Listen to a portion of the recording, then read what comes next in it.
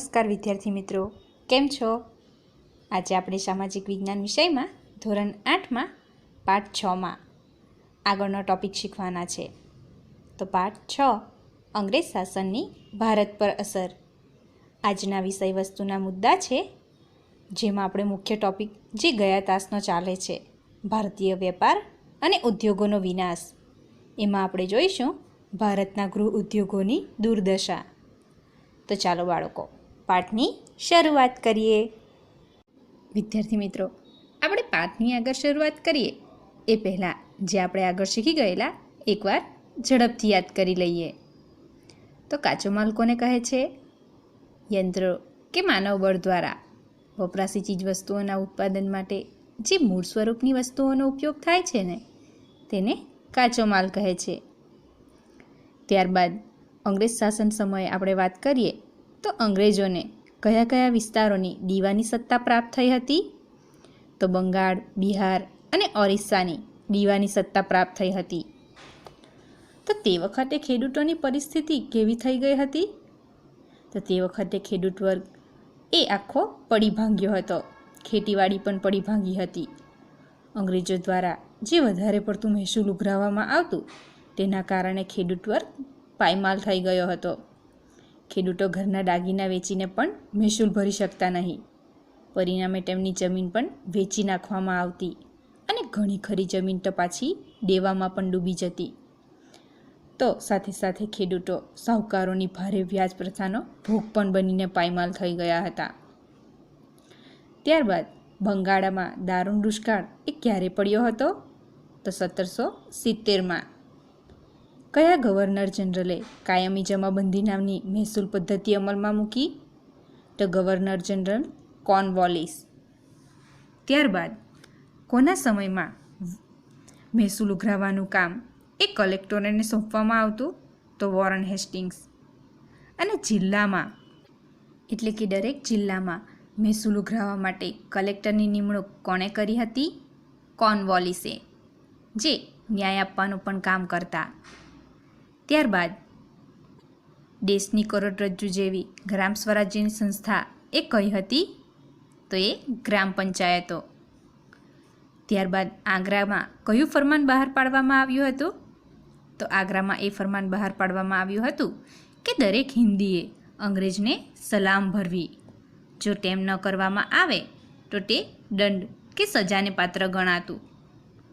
ત્યારબાદ બાળકો, આપણે ગયા તાસની અંદર ભારતીય વેપાર અને ઉદ્યોગોનો વિનાશ એ ટૉપિકની શરૂઆત કરી. તો હિંદની હાથસારો, પ્રાચીન સમયથી હિંદની હાથસારો એ કયા ખંડોને જોઈ તો કાપડનો બધો માલ પૂરો પાડતી? તો યુરોપ અને એશિયા. ત્યારબાદ તે સમયે વિદેશમાં ભારતની કઈ કઈ ચીજવસ્તુઓની માંગ રહેતી? તો હિંદમાં બનતું સન, ઊન, રેશમ અને સૂતરના કાપડની, તેમજ સુરોખાર, મીઠું, સાકર, મરી મસાલા, તેજાના, મલમલ, આ બધી ચીજવસ્તુઓની પુષ્કળ પ્રમાણમાં શું રહેતી? માંગ રહેતી.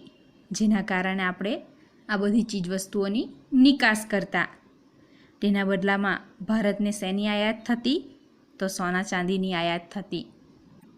ત્યારબાદ પરિસ્થિતિ પાછી બદલાય છે અને સોના ચાંદીનો પ્રવાહ એ કઈ દિશામાં વહેવા લાગ્યો હતો? ઉલટી દિશામાં વહેવા લાગ્યો હતો. તો જ્યારે ઔદ્યોગિક ક્રાંતિની શરૂઆત થઈ તે વખતે અંગ્રેજો એકલા બંગાળમાંથી આજના હિસાબે ગણીએ તો કેટલા રૂપિયા ઉપાડી ગયા હતા? 500 કરોડ. એ પણ કેટલા સમયમાં? તો બે દાયકાના સમયની અંદર ઉપાડી ગયા હતા 500 કરોડ રૂપિયા. તો આખા દેશમાંથી તો કેટલી સંપત્તિ ઉચકી ગયા હશે. બાળકો, આપણે અહીં સુધી શીખ્યા હતા. તો આજે આપણે ભારતીય વેપાર અને ઉદ્યોગોનો વિનાશ એ ટૉપિકની અંદર આગળ શીખવાના છે. તો ચાલો પાઠની શરૂઆત કરીએ. બાળકો, આજનો આપણો ટૉપિક છે ભારતીય વેપાર અને ઉદ્યોગોનો વિનાશ, જે આપણો મુખ્ય ટૉપિક છે, જે આપણે ગયા તાસથી શીખતા આવ્યા છે. તો એમાં જ આજે આપણે આગળ શીખીશું ભારતના ગૃહ ઉદ્યોગોની દુર્દશા. તો ચાલો બાળકો, પાઠની શરૂઆત કરીએ. બાળકો, આપણને ખબર જ છે કે પ્રાચીન સમયથી આપણો હિન્દુસ્તાન એ સોને કી ચીડિયા તરીકે ઓળખાતો. પહેલાં જ્યારે વેપાર પણ કરતો તે વખતે પણ સોના ચાંદીનો જે પ્રવાહ હતો એ ભારત તરફનો હતો, હિન્દુસ્તાન તરફનો હતો.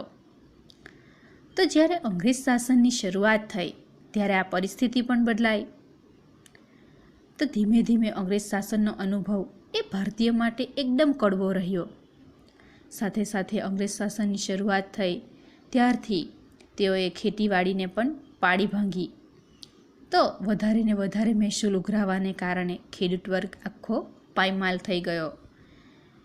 અને સાથે સાથે આપણે કહીએ તો અંગ્રેજોએ ઔદ્યોગિક ક્રાંતિની શરૂઆતમાં એકલા બંગાળમાંથી આજના હિસાબે ગણીએ તો 500 કરોડ રૂપિયા એ પણ 2 દાયકાના શાસનમાં ઉપાડી ગયા હતા.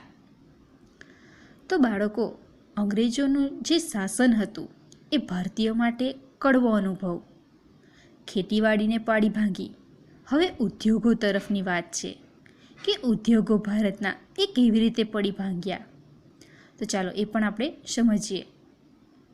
ભારતમાં ઉત્પન્ન થતો કાચો માલ અને ભારતમાંથી એકત્ર કરેલ રૂપિયાની મદદથી અંગ્રેજો ઇંગ્લેન્ડમાં ઉદ્યોગ ધંધા વિકસાવવા લાગ્યા હતા.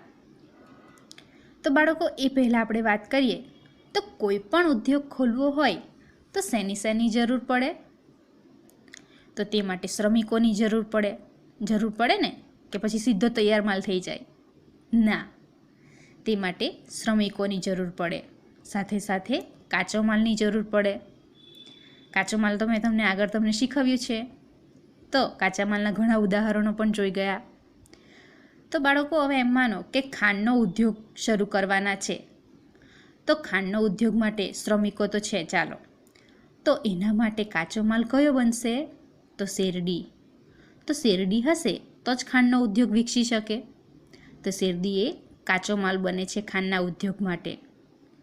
તો બાળકો, આ ઉદાહરણ છે.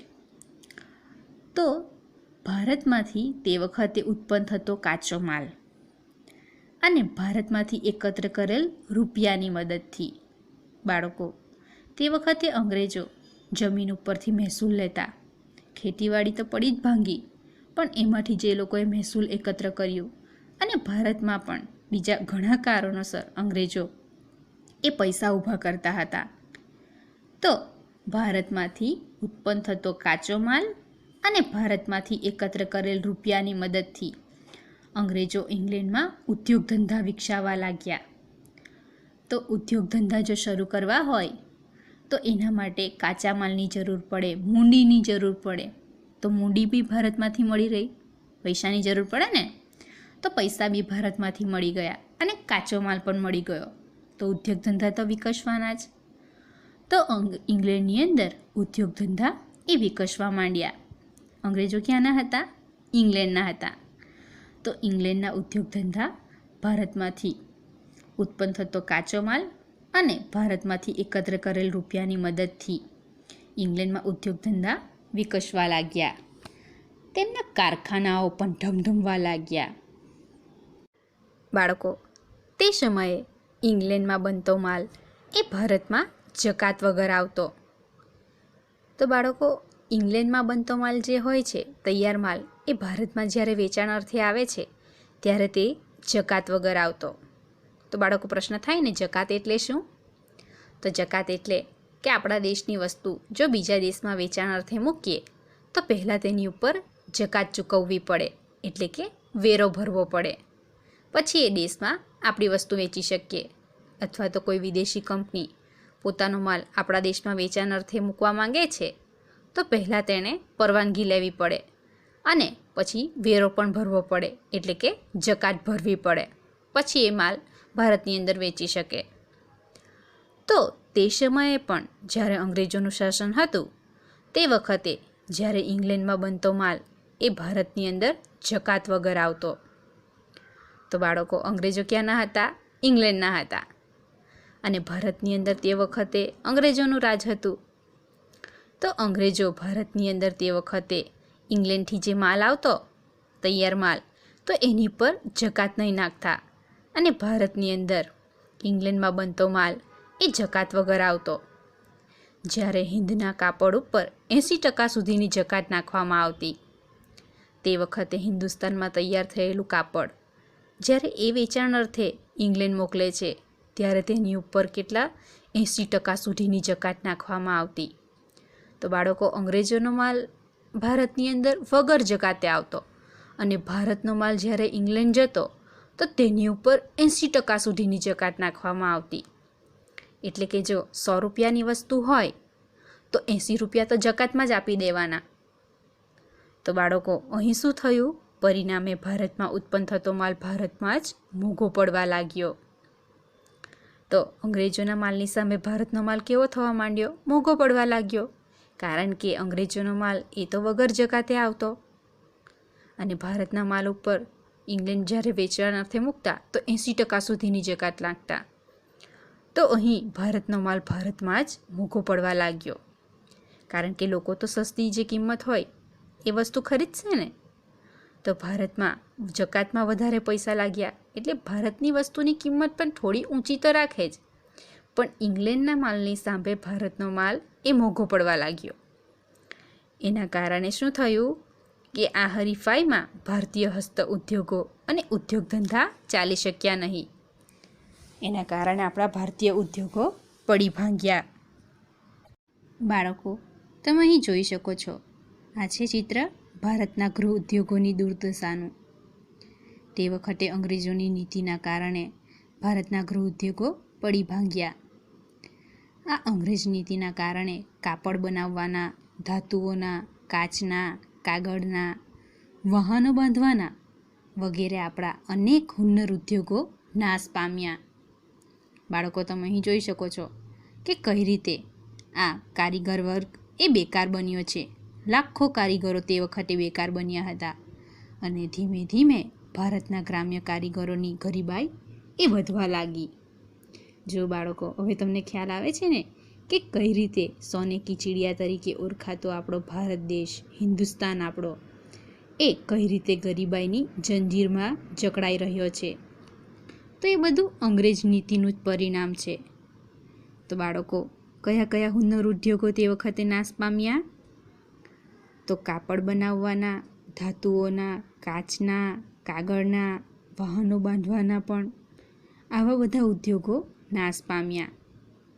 સાથે સાથે તમે ચિત્રમાં જોઈ શકો છો બીજા પણ કેટલાક ઉદ્યોગો નાશ પામ્યા છે. તમે અહીં ચિત્રમાં જોઈ શકો છો કે કુંભાર એ કઈ રીતે નિરાશ થઈને પોતાના ઘરની બહાર બેઠો છે. મોચીનો પણ ધંધો નથી ચાલતો. કારણ કે ઉદ્યોગોની જે ઔદ્યોગિક ક્રાંતિ એ ઇંગ્લેન્ડની અંદર શરૂ થઈ હતી, તો એમાં કારખાનાની અંદર કેટલીક વસ્તુઓ ઉત્પન્ન થતી. તો બાળકો, એની સામે આ ભારતના હસ્ત ઉદ્યોગો એ ટકી શક્યા નહીં. આ હુન્નર ઉદ્યોગો નાશ પામ્યા. કુંભાર પણ તમે જોઈ શકો છો કેવો બેકાર બેસેલો છે, મોચી પણ બેકાર બેસેલો છે. ત્યારબાદ તમે અહીં જોઈ શકો છો નીચેનું ચિત્ર, રૂ પીંજવાવાળો એ પણ બેકાર બેઠો છે. તો બાળકો, આવી રીતે કારીગર વર્ગ એ બેકાર બેસેલો તમે જોઈ શકો છો. સાથે સાથે લુહાર એ પણ બેકાર બેસેલો છે. તો એ તમે જોઈ શકો છો કે કઈ રીતે તે વખતે ભારતીય ઉદ્યોગોની પડતી થઈ અને ગ્રામ્ય વિસ્તારોમાં લોકો બેકાર બને. તો બેકાર બને એટલે કામ નહીં મળે. તો કામ નહીં મળે કારણ કે કેમ કામ નહીં મળે? તો કે વસ્તુ જ નથી વેચાતી. તો નવી વસ્તુ ઉત્પન્ન કરવાનો શું મતલબ? તો લોકો બેકાર બન્યા અને બેકાર બને એટલે આવકનો સ્ત્રોત તદ્દન બંધ થઈ જાય અને પૈસા ન હોય તો ધીમે ધીમે આપણને ખબર છે કે કોઈ પણ વસ્તુ વગર ચાલવાનું નથી. એટલે હવે અહીં ગરીબાઈ વધવા માંડી લોકોની. કારણ કે પૈસા વગર તો કંઈ પણ વસ્તુ આપણને મળી શકતું નથી. તો લોકોની હવે ગરીબાઈ પણ ગ્રામ્ય વિસ્તારોમાં વધવા માંડી. આ કારીગર વર્ગ આખો બેકાર બની બેઠો. બાળકો, અહીં એક જાણકારીયોગ બાબત છે. આ તમે ચિત્ર જોઈ શકો છો ઔદ્યોગિક ક્રાંતિનું.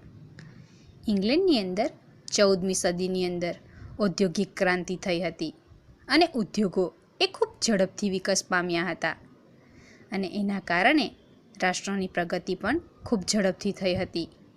ઇંગ્લેન્ડ એ વિકસિત રાષ્ટ્ર બન્યું હતું. બાળકો, આજે આપણે અહીં સુધી જ રાખવાના છે, પણ આજે આપણે જે શીખી ગયા એકવાર ઝડપથી યાદ કરી લઈએ. તો ભારતમાં ઉત્પન્ન થતો કાચો માલ અને ભારતના એકત્રિત રૂપિયાની મદદથી કોના ઉદ્યોગ ધંધા વિકસ્યા હતા? તો ઇંગ્લેન્ડના ઉદ્યોગ ધંધા વિકસ્યા હતા. તે વખતે ઇંગ્લેન્ડના કારખાનાઓ ધમધમવા લાગ્યા હતા. તે વખતે કોનો માલ એ ભારતમાં વગર જકાતે આવતો? તો ઇંગ્લેન્ડમાં બનતો માલ. અને ભારતના કાપડ ઉપર ઇંગ્લેન્ડમાં કેટલા ટકા સુધીની જકાત નાખવામાં આવતી? તો 80% સુધીની જકાત નાખવામાં આવતી. તો કોની હરીફાઈની સામે ભારતના ઉદ્યોગ ધંધા ચાલી શક્યા નહીં? તો અંગ્રેજોની હરીફાઈની સામે ભારતના ઉદ્યોગ ધંધા ટકી શક્યા નહીં. તે વખતે કયા કયા ભારતના હસ્ત ઉદ્યોગો અને ઉદ્યોગ ધંધા નાશ પામ્યા? તો તે વખતે કાપડ બનાવવાના, ધાતુઓના, કાચના, કાગળના, વાહનો બાંધવાના, તેમજ કુંભારનો ધંધો, મોચીનો ધંધો, વણકરનો ધંધો, લુહારનો ધંધો, એ બધા પણ ઉદ્યોગો નાશ પામ્યા. તો બાળકો, આ રીતે તે વખતે લાખો કારીગરો કેવા બન્યા હતા? બેકાર બન્યા હતા. અને ભારતના ગ્રામ્ય વિસ્તારોની એના કારણે શું થયું? ગરીબાઈ વધવા માંડી. તો બાળકો, આજે આપણે જે શીખ્યા એમાં તમને ખૂબ મજા આવી હશે. હવે તમને ખ્યાલ આવી ગયો હશે કે કઈ રીતે આપણા હિન્દુસ્તાનની અંદર જે સોને કી ચિડિયા તરીકે ઓળખાતો હિન્દુસ્તાન, જેના માટે બે મુખ્ય કારણ હતા. એક તો આપણી ખેતી અને આપણા ઉદ્યોગ ધંધા, એની સાથે સંકળાયેલ આપણું હિન્દુસ્તાન જે પ્રગતિ કરી રહ્યો હતો. જે અંગ્રેજોના શાસનમાં ખેતીવાડી પણ બરબાદ થઈ અને ઉદ્યોગો પણ પડી ભાંગ્યા અને ભારતનો કારીગર વર્ગ એ બેકાર બન્યો, ગરીબાઈ વધવા માંડી. તો ચાલો બાળકો, આજે આપણે અહીં સુધી રાખીએ.